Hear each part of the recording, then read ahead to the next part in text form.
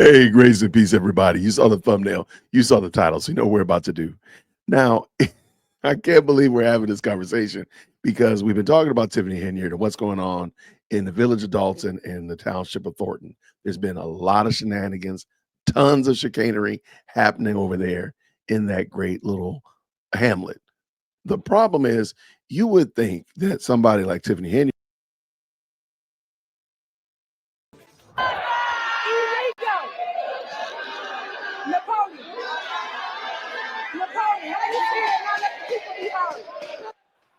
Well, it's only Thursday, but Tiffany Henyard has had quite the week. Turmoil, yelling, and political maneuvering in both of her jobs. Tonight, some of her opponents are calling her a hypocrite. She's fighting to stay on one ballot while supporting her challengers getting thrown off another. CBS News Chicago's Jermont Terry is always investigating, and he's here now to break down Shout out to exactly what's Jermont. going on tonight. Joe, there's a lot to unpack. Now, some are questioning if Henyard is crying foul for getting kicked off the township ballot, yet using the same, very similar method to get her running against those running against her for the ballot in Dalton off the ballot. So we have to get this village back on track. That's Cassandra Hobson Jordan, who's running to unseat Tiffany Henyard as Dalton's mayor.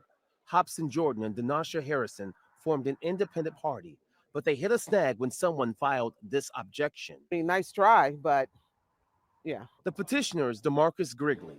He's an Henyard ally. When you see her, you see him. That's Grigley and all. Okay, so during the objection hearing that we watched for Thornton Township, we saw this man, and we know that he represents Tiffany Henyard in this capacity. So he's not just an average citizen. He's not just a concerned resident. He is an ally of Tiffany Henyard. He's, dare I say, a surrogate of Tiffany Henyard. Let us continue. All Blacks standing behind Henyard today as she addressed the outcome of this week's township, where she did not get the Democratic nomination. He only nominated himself and his slate, which was wrong.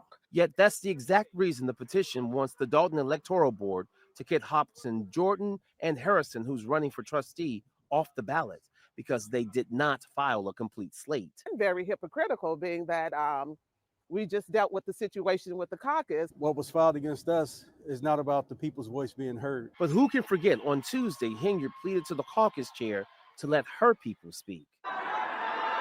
Napoleon, how you feeling? Now let the people be heard. If you felt that that wasn't right and you felt that that was illegal, then how is it that it's okay to do it to the village? And she's really desperate. She sees that everything is falling apart, and at this point is let me do whatever I can to try to hold on with to any one of these positions. I think it's about democracy and hypocrisy. Their attorney points out the rules for township caucus and village municipalities are not the same. He references a 2017 federal court decision which sets the precedent a new party does not require a full slate in villages. Again, this has been decided. It was decided 7 years ago that you can't enforce this anymore. Yet these two candidates are forced to fight the Dalton Electoral Board to stay on the ballot. No, I think it just slimy.